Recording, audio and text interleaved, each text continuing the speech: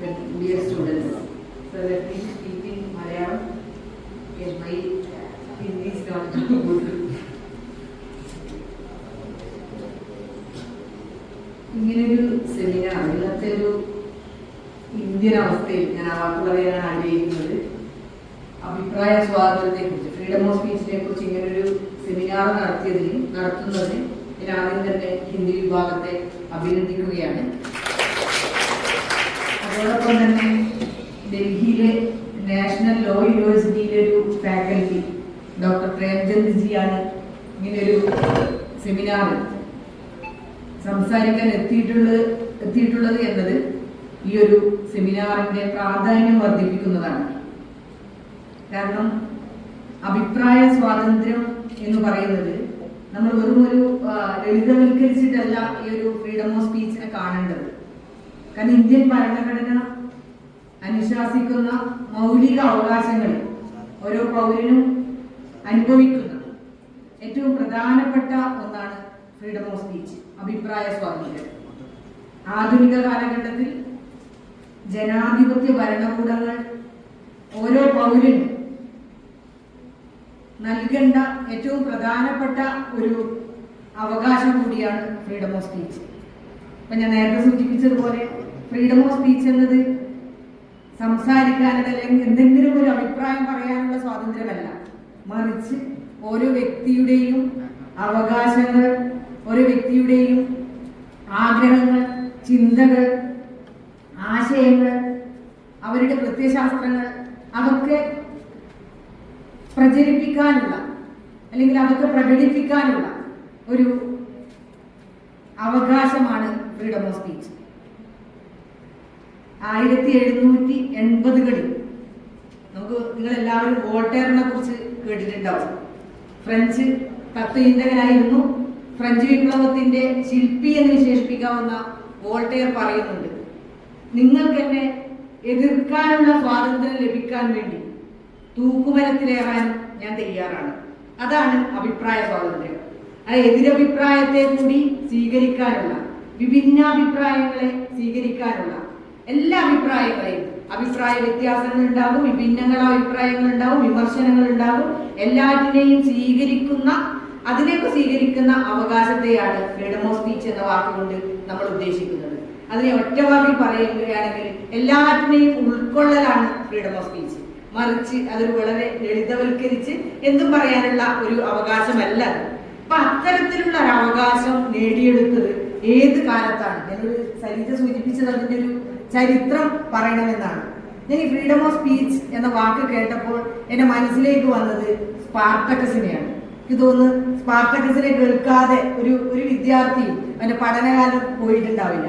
പ്രാചീന റോമിലെ ഒരു അടിമയായിരുന്നു സ്പാർട്ടക്കസ്. സ്പാർട്ടക്കസ് ഒരു മല്ലയുദ്ധ വിദഗ്ധനാണ്, അടിമയാണ്. അതേസമയം മല്ലയുദ്ധത്തിൽ ഏർപ്പെടുന്ന എപ്പോഴും ഗോതയിലാണ്. അടിമ ഉടമ സമ്പ്രദായം നിലനിന്നിരുന്ന കാലത്തെ ഒരു പ്രധാനപ്പെട്ട അടിമയാണ്. അടിമകൾക്ക് വേണ്ടി യുദ്ധം ചെയ്ത് രക്തസാക്ഷിത്വം വരിച്ച ഒരാളാണ് സ്പാർട്ടക്കസ് അദ്ദേഹത്തിന്റെ പ്രിയതമയായ വരുണിയയോട് പറയുന്ന ഒരു പ്രശസ്തമായ വാക്കുണ്ട്. അതിങ്ങനെയാണ്: ഞാൻ എൻ്റെ അവകാശങ്ങളെ കുറിച്ച്, എൻ്റെ സ്വാതന്ത്ര്യ പ്രഖ്യാപനം നടത്തുമ്പോഴാണ് ഞാനൊരു വ്യക്തിയായി മാറുന്നത്. അതായത് ഓരോ വ്യക്തിക്കും അവന്റെ സ്വാതന്ത്ര്യത്തെ കുറിച്ച്, അവന്റെ ആഗ്രഹങ്ങളെ പ്രകാശിപ്പിക്കുമ്പോഴാണ് ഞാനൊരു വ്യക്തിയായിട്ട് മാറുന്നത്. അപ്പൊ അത് ആരും അങ്ങനെയൊക്കെ ആഗ്രഹങ്ങൾ, എന്റെ സ്വാതന്ത്ര്യബോധം പ്രകാശിപ്പിക്കാൻ ആരും എന്നെ അനുവദിക്കില്ല. പക്ഷെ ഞാനത് നേടിയെടുക്കേണ്ടതാണ്. ലോകത്തിലെ ആദ്യത്തെ സ്വാതന്ത്ര്യ പ്രഖ്യാപനമാണ് സ്പാർട്ടക്കസിൻ്റെതെന്നാണ് പറയുന്നത്. അദ്ദേഹം ഈ അടിമകളുടെ ഉടമസ്ഥന്മാരോട് പറയുന്നുണ്ട്, ഈ നീലാകാശത്തിലെ സ്വാതന്ത്ര്യം നേടിയെടുക്കാൻ നിങ്ങൾ ഞങ്ങൾക്ക് തരേണ്ടതില്ല, ഞങ്ങളത് നേടിയെടുക്കും. നീലാകാശത്തിലെ ഈ നക്ഷത്രങ്ങൾ തരുന്ന സ്വാതന്ത്ര്യം നേടിയെടുക്കാൻ നിങ്ങൾ ഞങ്ങൾക്ക് തരേണ്ടതില്ല, ഞങ്ങളത് നേടിയെടുക്കുന്നതായിരിക്കും. നിങ്ങൾക്ക് ഞങ്ങൾ വെറും ഒരു സംസാരിക്കുന്ന പണിയായുധങ്ങളായിരിക്കാം, എന്നാൽ ഞങ്ങൾ സ്വാതന്ത്ര്യബോധമുള്ള മനുഷ്യരാണ് എന്ന് സ്പാർട്ടക്കസ് എന്ന അടിമ വളരെ പ്രാചീന റോമിൽ നിന്നുകൊണ്ട് പറയുന്നുണ്ട്. അങ്ങനെ അടിമകളും ഉടമകളും തമ്മിലുള്ള യുദ്ധത്തിൽ സ്പാർട്ടക്കസ് അവസാനം രക്തസാക്ഷിത്വം വരിക്കുകയാണ് ചെയ്തതെന്നുള്ളതാണ് ചരിത്രം. ഞാൻ പറഞ്ഞു വരുന്നത് അത്തരത്തിലുള്ള സ്വാതന്ത്ര്യ ബോധത്തെയാണ് നമ്മൾ ഫ്രീഡം ഓഫ് സ്പീച്ച് എന്ന വാക്കുകൊണ്ട് വിവക്ഷിക്കുന്നത്. അതാണ് ആധുനിക ലോകത്തെ ഏറ്റവും പ്രധാനപ്പെട്ട ആശയമായിട്ട് ലോകത്തിലെ എല്ലാ ഭരണഘടനകളും ഇന്ത്യയിലെ ഭരണഘടന പ്രത്യേകിച്ചും ഏറ്റെടുത്തതെന്നാണ് എനിക്ക് പറയാനുള്ളത്. ഇതിന്റെ ഒരു വളരെ പഴയ കാലത്തേക്ക് പോവുകയാണെങ്കിൽ, ഇതിലൊരു ചരിത്രമല്ല, നമ്മൾ ചില കഥകളിലേക്ക് പോവുകയാണെങ്കിൽ ഈ ഒരു ഫ്രീഡം ഓഫ് സ്പീച്ചിന്റെ ചില ബഹിസ്ഫുരണങ്ങൾ നമുക്ക് അവിടെയും കാണാൻ കഴിയും. അപ്പൊ ഈ ബൈബിൾ കഥകളിൽ ഈ പ്രപഞ്ചോൽപത്തിയുമായിട്ട് ബന്ധപ്പെട്ട് ഈ ആദമിന്റെയും ഹവ്വയുടെയും ഒക്കെ കഥ നമ്മൾ കേട്ടിട്ടുണ്ടാവും. അപ്പൊ ആദമിനെ ദൈവം സൃഷ്ടിച്ച് അവിടെ ഏദൻ തോട്ടത്തിൽ ദൈവത്തിന്റെ കൽപ്പനകൾക്കനുസരിച്ച് ഇങ്ങനെ ആദം ജീവിക്കുകയാണ്. അപ്പോഴാണ് ഹവ്വയെ ആദമിന്റെ ഏകാന്തതയ്ക്ക് ഒരു മാറ്റം വരുത്താൻ വേണ്ടിയിട്ടാണ് ഹവ്വയെ സൃഷ്ടിവാരിയെ കൊണ്ട്, ഞാൻ അതിലേക്കൊന്നും പോകുന്നില്ല. അപ്പൊ ഹവ്വയെ സൃഷ്ടിക്കുന്നത്. അപ്പൊ ഹവ്വ ആദമിനോട് പറയുകയാണ്, നമ്മളിങ്ങനെ ദൈവത്തിന്റെ കൽപ്പന പാലിച്ച് ഇങ്ങനെ ജീവിക്കുകയാണെങ്കിൽ നമുക്ക് എന്ത് സ്വാതന്ത്ര്യബോധമാണ്, എന്ത് സ്വാതന്ത്ര്യമാണുള്ളത്? അങ്ങനെ ഹവ്വയുടെ ഒരു സ്വാധീനത്തിന് വിധേയനായിട്ടാണ് നമുക്കറിയാം ആദം മറ്റേ ഫലം ഭക്ഷിക്കുകയും അങ്ങനെ ഒരു മനുഷ്യവംശത്തിന് തുടക്കം കുറിക്കുകയും ചെയ്തത്. അങ്ങനെ നോക്കുമ്പോൾ ലോകത്തിലെ ആദ്യത്തെ ഹവ്വയാണ്. അതിനാണ് നമ്മൾ ഹവ്വയെ വായിക്കേണ്ടതെന്നാണ് ഞാൻ വിചാരിക്കുന്നത്. അപ്പൊ ഈ ശരിക്കും പറഞ്ഞാൽ ഈ അഭിപ്രായ സ്വാതന്ത്ര്യം എന്ന് പറയുമ്പോൾ എനിക്ക് ആ വാക്കിനെ എപ്പോഴും ഇങ്ങനെ ആലോചിച്ച് നോക്കുമ്പോൾ തന്നെ അത് ഒരു ലളിതമായിട്ടൊരു വാക്കല്ല. അത് ശരിക്കും സ്വാതന്ത്ര്യ ബോധം അല്ലെങ്കിൽ അത് ഒരു സത്യത്തിലേക്കുള്ള യാത്രയായിട്ടാണ് ശരിക്കും നമ്മൾ ഈ അഭിപ്രായ സ്വാതന്ത്ര്യത്തിനെ കാണേണ്ടത്. നമ്മൾ ആ സമയത്ത് കോപ്പർനിക്കസിനെയും ഗലീലിയോനെയും ഓർമ്മിക്കണം. സത്യം കണ്ടെത്താൻ വേണ്ടിയിട്ടുള്ള യാത്ര. അതിൽ ഞാൻ എപ്പോഴും ഓർമ്മിക്കുന്ന ഒരു ശാസ്ത്രജ്ഞനുണ്ട്, ബ്രൂണോ. നിങ്ങൾ കേട്ടിട്ടുണ്ടാവും അല്ലെ? ഈ ബ്രൂണോയെ അന്നത്തെ കത്തോലിക്ക സഭയെ എതിർത്തു. കത്തോലിക്ക സഭ ഭൂമി പരന്നിട്ടാണെന്നൊക്കെയുള്ള ചിന്തയൊക്കെയാണല്ലോ. അപ്പൊ അത് തെറ്റാണെന്ന് തെളിയിച്ച് അതുകൊണ്ട് ബ്രൂണോയെ 7 വർഷത്തെ ഏകാന്തവാസത്തിന് ശിക്ഷിച്ചു. അതിനുശേഷം അദ്ദേഹത്തിന് ചുട്ടുകൊല്ലുണ്ട്. കത്തോലിക്ക സഭയുടെ പ്രധാനപ്പെട്ട തൊഴിൽ തന്നെ ആ കാലഘട്ടത്തിൽ ചുട്ടുകൊല്ലലാണ് പ്രധാനപ്പെട്ട രീതിയാണ്, ഏറ്റവും പ്രധാനപ്പെട്ട ശിക്ഷ എന്ന് പറയുന്നത്. അങ്ങനെ ബ്രൂണോയെ ചുട്ടുകൊല്ലാൻ വേണ്ടി വിധിക്കുകയാണ്. സത്യം കണ്ടെത്താനുള്ള ബ്രൂണോയുടെ ശ്രമത്തിന്റെ പേരിലാണ് അദ്ദേഹത്തിനെ ചുട്ടുകൊല്ലാൻ വിധിക്കുന്നത്. അപ്പൊ ചുട്ടുകൊല്ലാൻ വേണ്ടി ന്യായാധിപൻ വിധിച്ചപ്പോഴും ബ്രൂണോയുടെ പ്രധാനപ്പെട്ട ഒരു സ്വാതന്ത്ര്യ പ്രഖ്യാപനമുണ്ട്. ബ്രൂണോ പറയുന്നുണ്ട്, ഈ ന്യായാധിപൻ ഇത് വിധിച്ചത് കേട്ട് എനിക്കുണ്ടാവുന്നതിനേക്കാൾ ഭയത്തോടെയാണ് നിങ്ങൾ ഈ ശിക്ഷ വിധിച്ചതെന്ന് എനിക്കറിയാം.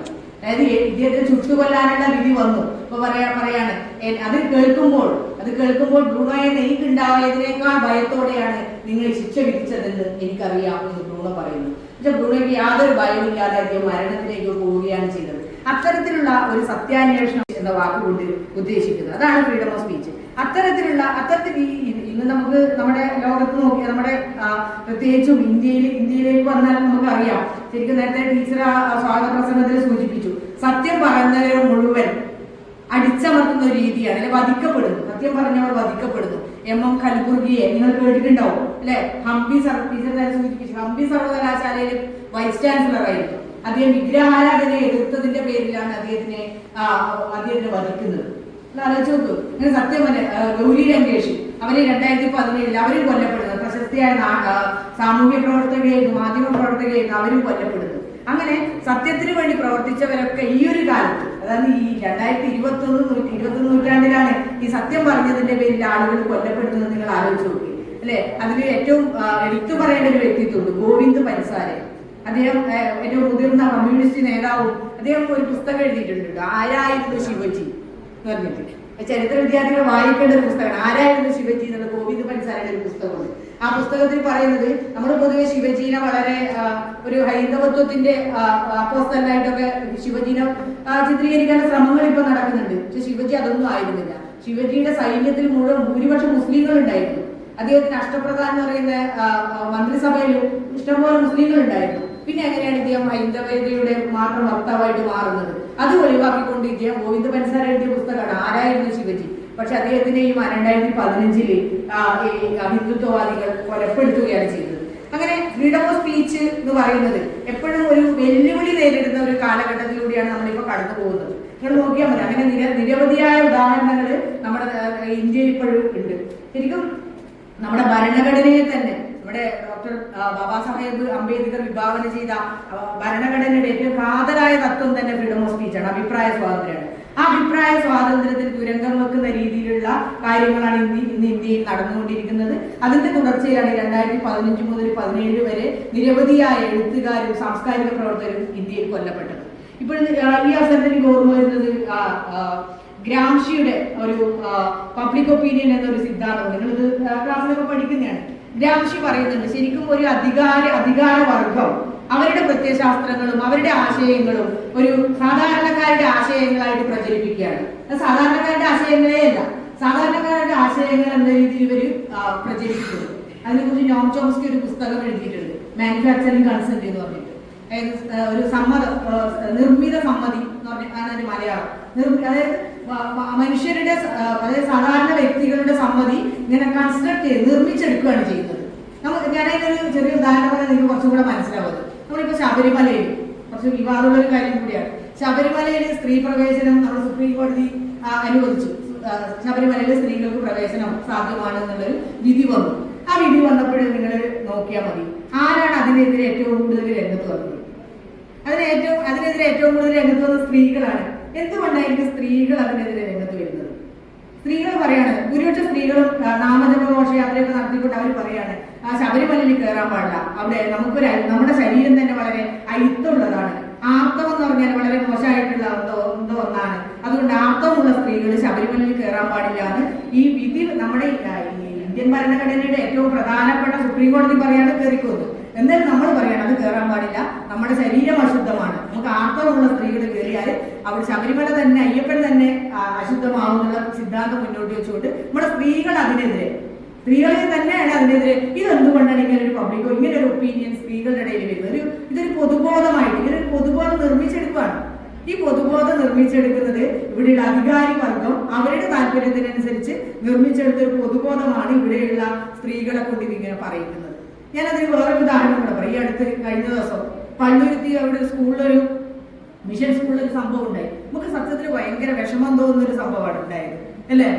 പെൺകുട്ടികൾ, മുസ്ലിം പെൺകുട്ടികൾ ഹിജാബ് ധരിച്ചു വന്നപ്പോൾ ഈ ഒരു സിസ്റ്റർക്ക് കാണുമ്പോൾ അത് പേടിയാവുന്നു. അതിനൊക്കെ അവർ ഉപയോഗിച്ച ആ വാക്ക് നമ്മൾ ശരിക്കും തിരിച്ചറിയേണ്ട ഒരു വാക്കാണ്, പേടിയാവുന്നു. എങ്ങനെയാണ് പേടിക്കുക? ഒരു ചെറിയൊരു കുട്ടി ഹിജാബ്, അവർക്ക് ഇഷ്ടമുള്ള അവരുടെ മതത്തിന്റെ വേഷം, അതുപോലെ ഇവർ ധരിക്കുന്നുണ്ട് വേഷം, ആ വേഷത്തിനെയാണ് ഇവർ പറഞ്ഞ് പേടിയാവുന്നത്. അപ്പൊ നമുക്കത് കേട്ടിട്ട് നമ്മൾ കുറച്ച് ആൾക്കാരൊക്കെ ഇങ്ങനെ ചർച്ച ചെയ്തു, പക്ഷെ നമ്മളെ പൊതുബോധത്തിൽ അത് കുഴപ്പമില്ല എന്നുള്ളതാണ്. അത് ധരിച്ചാൽ അത് ശരി തന്നെയാണ്, മുസ്ലിങ്ങൾ ഇങ്ങനെ ധരിച്ചു വന്നിട്ട് നമ്മുടെ ഒരു മതേതരത്വത്തിനെ കളങ്കപ്പെടുത്തുന്നൊക്കെ നമ്മൾ ചർച്ച ചെയ്യാൻ തുടങ്ങി. ഇതൊരു പൊതുബോധം, ഇതൊരു സിസ്റ്റർക്ക് മാത്രം ഉണ്ടായിരുന്ന ബോധമല്ല കേട്ടോ, ഇത് കേരളത്തിൽ ഇപ്പോഴുള്ള പൊതുബോധമാണ്. ഈ പൊതുബോധം അങ്ങേറ്റം നമ്മളെ അഭിപ്രായ സ്വാതന്ത്ര്യത്തിന് എതിരാണെന്നുള്ളതാണ്. ശരിക്കും ഓരോ വ്യക്തിക്കും അഭിപ്രായ സ്വാതന്ത്ര്യത്തിൽ ഉൾപ്പെടുന്ന ഏത് വ്യക്തിക്കും ഇഷ്ടമുള്ള മതം ആചരിക്കാനും വിശ്വസിക്കാനും പ്രചരിപ്പിക്കാനും അതുപോലെ തന്നെ മതം വിശ്വസിക്കാതിരിക്കാനും മതം വിശ്വസിക്കാതിരിക്കാനും എല്ലാത്തിനുള്ള എന്താ പറയുക അവകാശമുണ്ട്. അങ്ങനെയുള്ള ഒരു രാജ്യമാണ് ഇന്ത്യ. അവിടെയാണ് ഇങ്ങനെയുള്ള കാര്യങ്ങൾ നടക്കുന്നത്.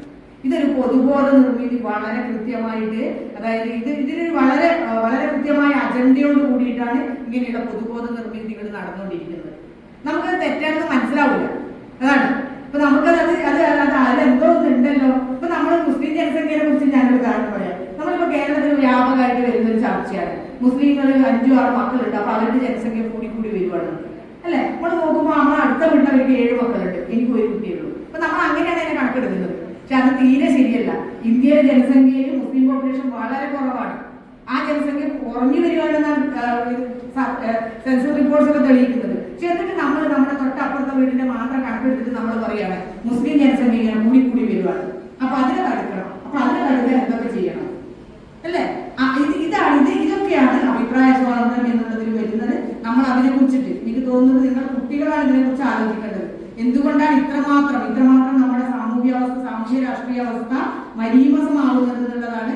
ഇനിയും കൽബുദ്ധിമാരുണ്ടാവും, അതാണ് ഉണ്ടാവാനുള്ള സാധ്യതയാണ് ഇപ്പൊ നടന്നുകൊണ്ടിരിക്കുന്നത്.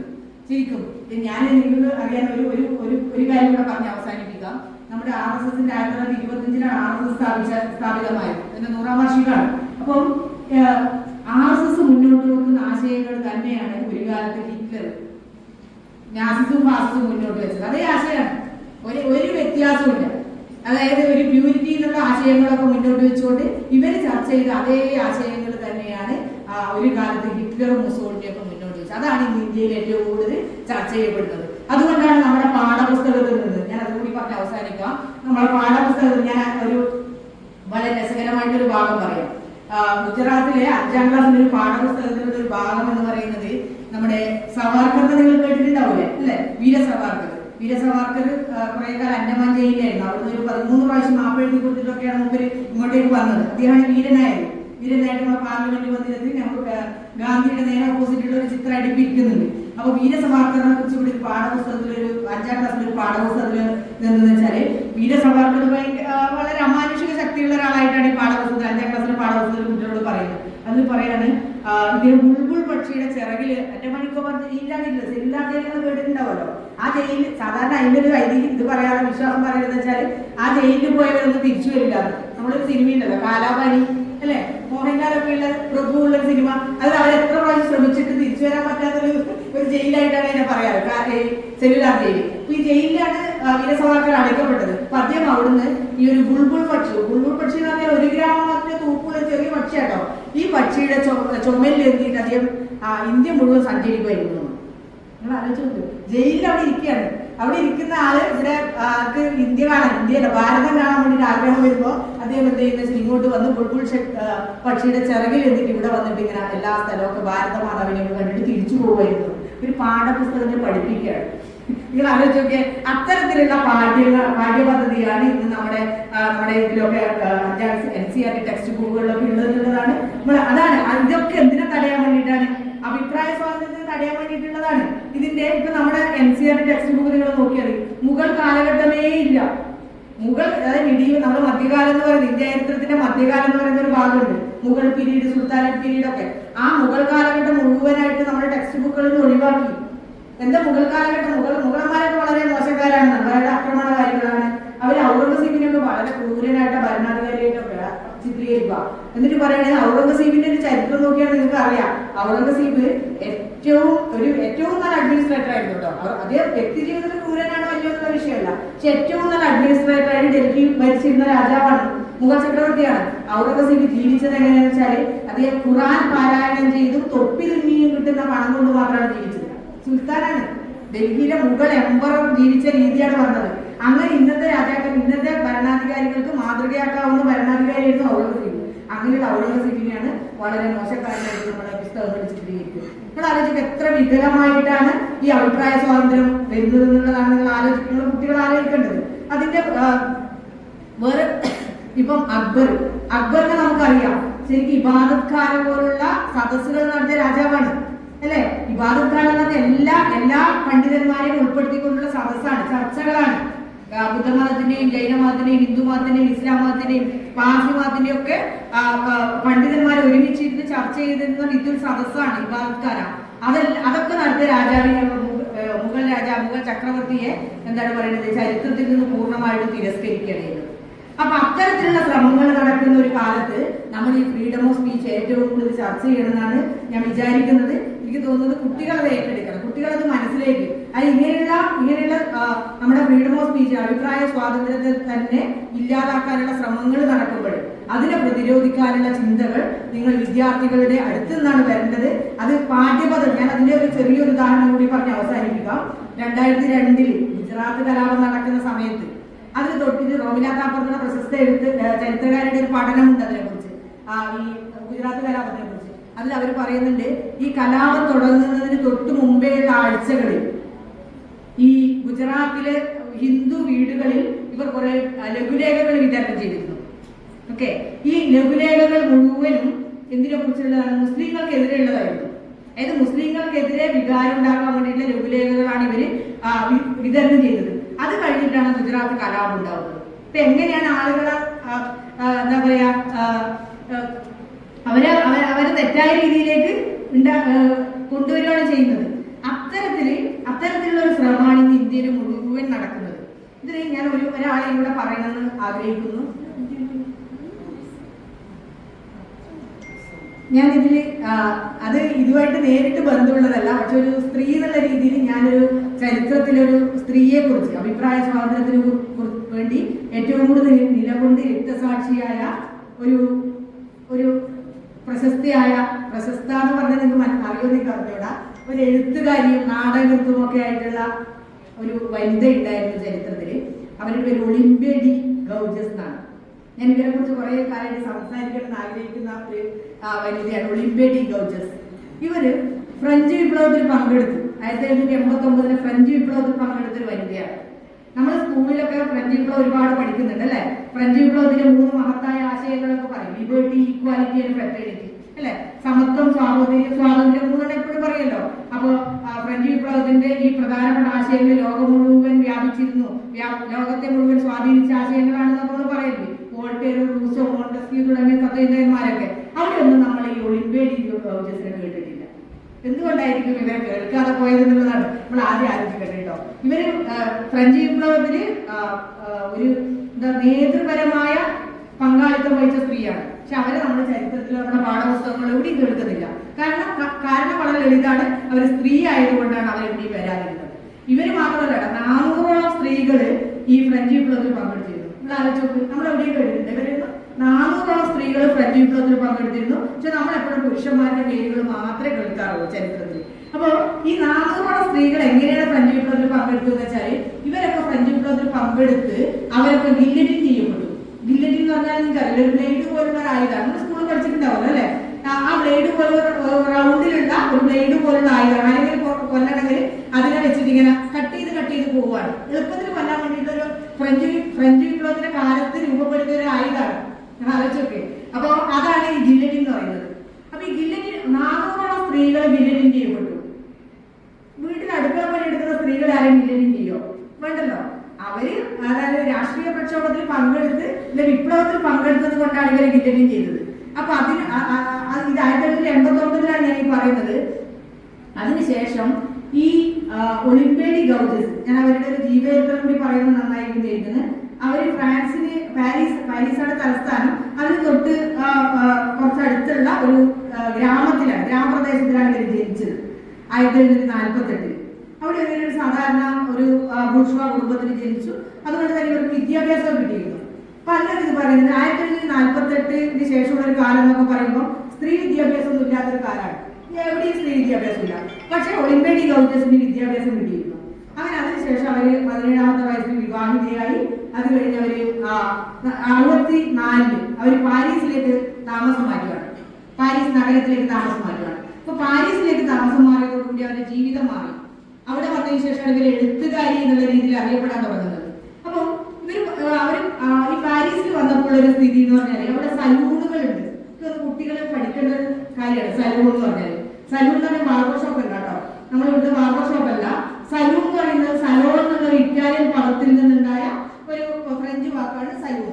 ഇതെന്ന് വെച്ചാല് സ്ത്രീകളുടെ കൂട്ടായ്മയിൽ നടക്കുന്ന ഒരു സ്ത്രീകൾ കൂടിയിരുന്ന് ആലോചിക്കുന്ന ചർച്ചകളൊക്കെ ചെയ്യുന്ന ഒരു സർഗാത്മക സദസ്സിനെയാണ് ഈ സലൂൺ എന്ന് പറയുന്നത്. അത് ഏതുപോലെ എന്ന് വെച്ചാല് നമ്മുടെ നാട്ടിലെ ചായക്കടകളും ബാർബർ ഷോപ്പുകളും ഉണ്ടല്ലോ, അവിടെയാണ് പണ്ട് ആളുകൾ കൂടിയിരുന്നു പത്രം വായിക്കും, ചർച്ച ചെയ്യും അല്ലെ. കേരളത്തിൽ കമ്മ്യൂണിസ്റ്റ് പാർട്ടി രൂപപ്പെടുത്തിയതിൽ ഏറ്റവും പ്രധാനപ്പെട്ട പങ്ക് വഹിച്ചത് കേരളത്തിലെ ചായക്കടകളാണെന്ന് പറയുന്നത്. ചായക്കടകളിൽ ഇരുന്നിട്ടാണ് ഇവർ സോവിയറ്റ് യൂണിയന്റെ കാര്യങ്ങളൊക്കെ ചർച്ച ചെയ്തത്. അല്ലെങ്കിൽ കർഷക സമരങ്ങളെ കുറിച്ചൊക്കെ ചർച്ച ചെയ്യുന്നത് ചായക്കടകളിൽ ബാർബർ ഷോപ്പിൽ ഇരുന്നിട്ടാണ്. അതുപോലെ സ്ത്രീകൾ ഇരുന്ന് ചർച്ച ചെയ്തിരുന്ന ഇടങ്ങളെയാണ് സലൂൺ ഫ്രാൻസിൽ പറയുന്നത്. അപ്പൊ അവിടെ അങ്ങനെ ഈ ഒളിമ്പിയഡ് ഗൗജസ് പാരീസിൽ എത്തുകയും അവർ ഈ സലൂണുകളുടെ നിത്യ സന്ദർശകയായി. അവരവിടുന്ന് നിരവധി സലൂണുകളിൽ പോയിരുന്ന് ചർച്ച ചെയ്യുകയും അവിടെ സാഹിത്യവും ചരിത്രവും രാഷ്ട്രീയവും സാംസ്കാരികവും എല്ലാ കാര്യങ്ങളും ചർച്ച ചെയ്യുന്നത്. അങ്ങനെയുള്ള ചർച്ചകളിൽ ഇവർ സജീവമായിട്ട് പങ്കെടുത്തു. അങ്ങനെയാണ് ഇവരുടെ സർഗാത്മക രംഗത്തേക്ക് ഒളിമ്പിയഡ് ഗൗജസ് വരുന്നത്. നിങ്ങളുടെ അവിടെ ഞാനൊരു കാര്യം പറയട്ടെ. നമ്മൾ വെറുതെ മൊബൈൽ നോക്കിയിരുന്ന് നമ്മൾ എവിടെയും എത്തുമോ?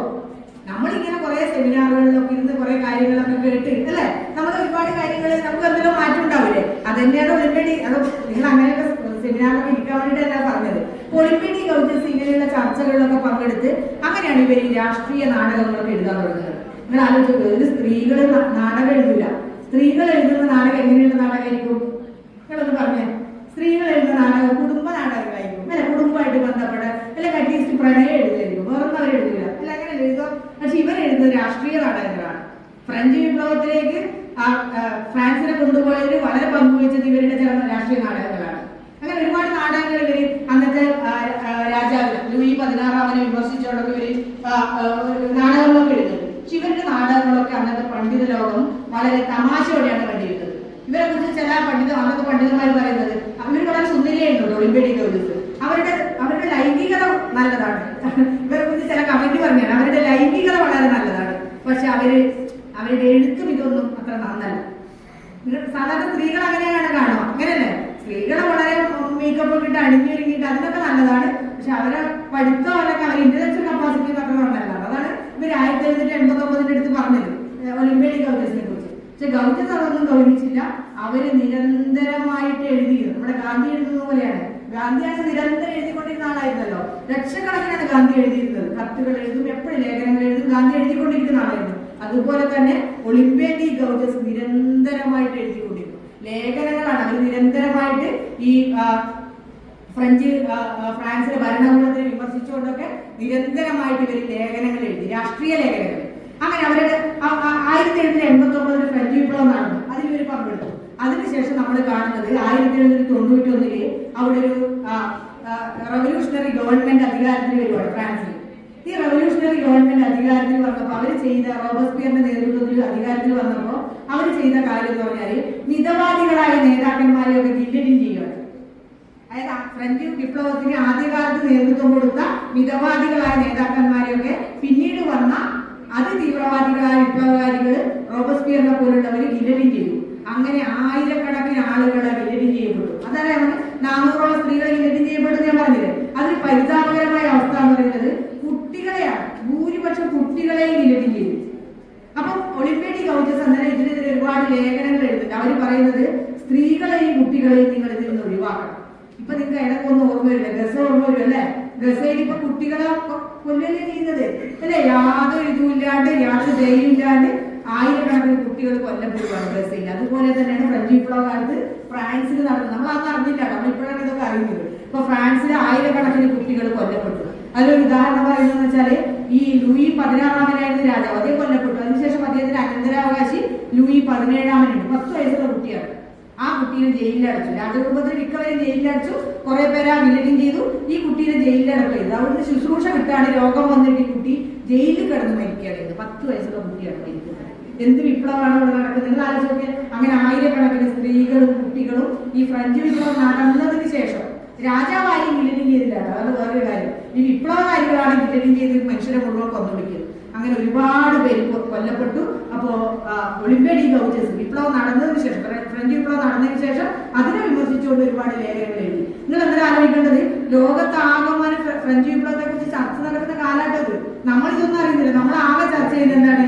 സ്വാതന്ത്ര്യം, സമത്വം, സാഹോദര്യം. ഈ 3 ആശയങ്ങളാണ്. ഫ്രഞ്ച് വിപ്ലവം ലോകമാകെ അഴിച്ചുവിട്ട, കൊടുങ്കാറ്റ് പോലെ അഴിച്ചുവിട്ട ഈ ആശയങ്ങളെ കുറിച്ച് ലോകം മുഴുവൻ ചർച്ച ചെയ്യുമ്പോൾ ഒളിമ്പിയഡ് ഗൗജസ് അവിടെയുള്ള ക്രൂരതയെ കുറിച്ച് ലേഖനങ്ങൾ എഴുതുകയാണ്, രാഷ്ട്രീയ ലേഖനങ്ങൾ എഴുതി ഭരണകൂടത്തെ വിമർശിച്ചുകൊണ്ടിരിക്കുകയാണ്.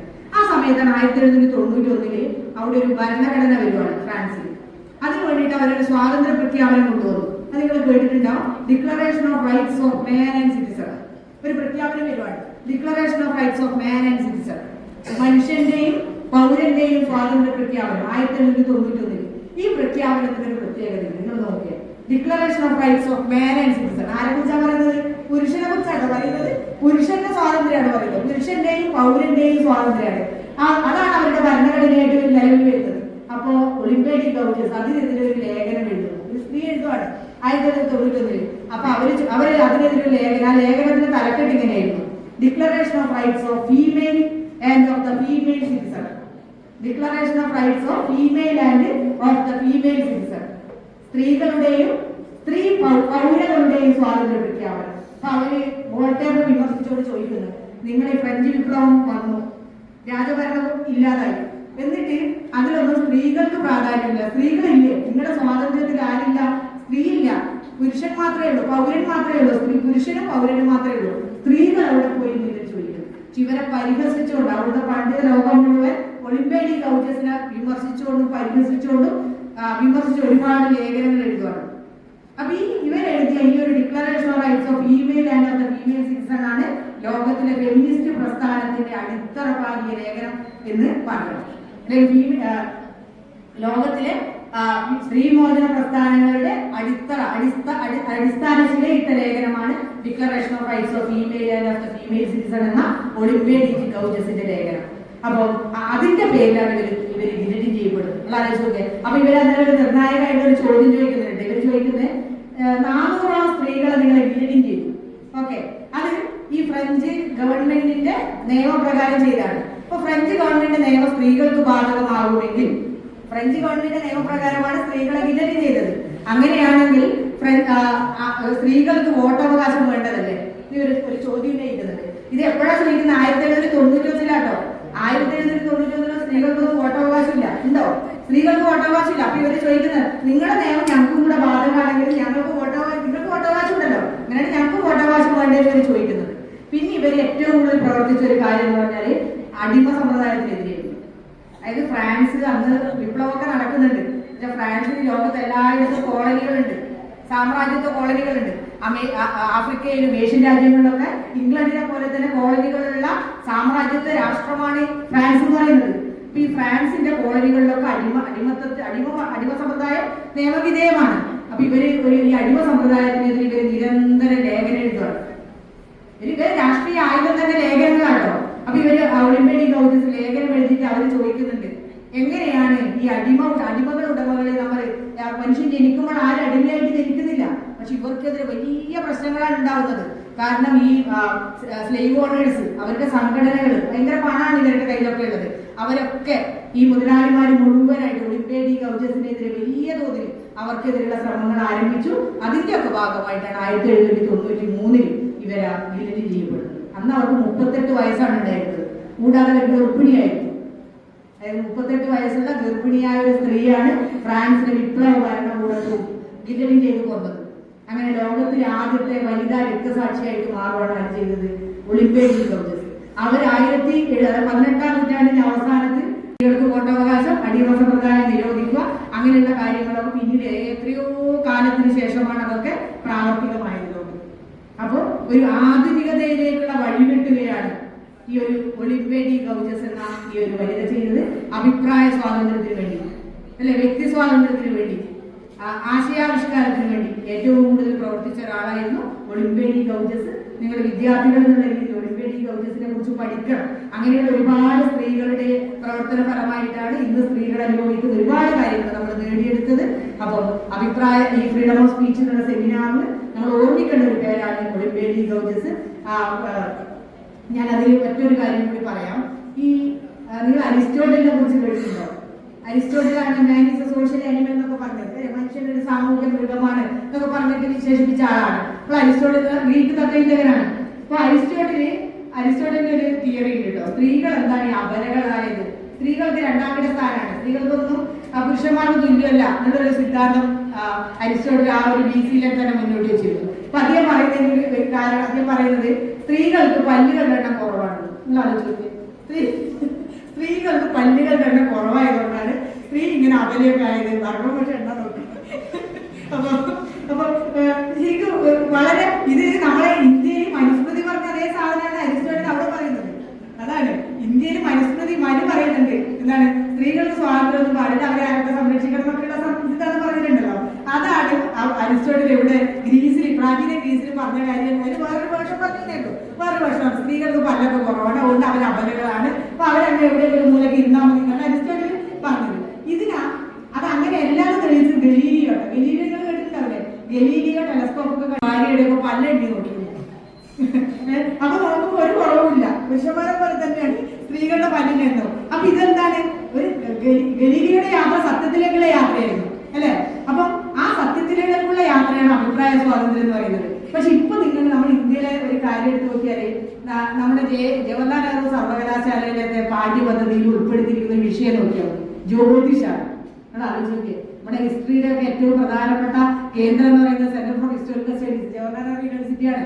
അവിടുത്തെ സിലബസിൽ ഉൾപ്പെടുത്തുന്ന ഒരു പാഠ്യപദ്ധതിയിൽ ഉൾപ്പെടുത്തുന്ന ഒരു വിഷയമാണ്, ഡിസിപ്ലിനാണ് ജ്യോതിഷം. നിങ്ങൾ ആലോചിച്ച് നോക്കി, ജ്യോതിഷാണ് പഠിപ്പിക്കേണ്ടത്. അപ്പൊ നമ്മളിങ്ങനെ നമ്മൾ ആധുനിക കാലഘട്ടത്തിൽ യുക്തിയും ശാസ്ത്രത്തിന്റെ അടിസ്ഥാനത്തിൽ ജീവിക്കുന്ന ഒരു കാലത്താണ് അഭിപ്രായ സ്വാതന്ത്ര്യത്തിനൊക്കെ പ്രസക്തി ഉള്ളത്.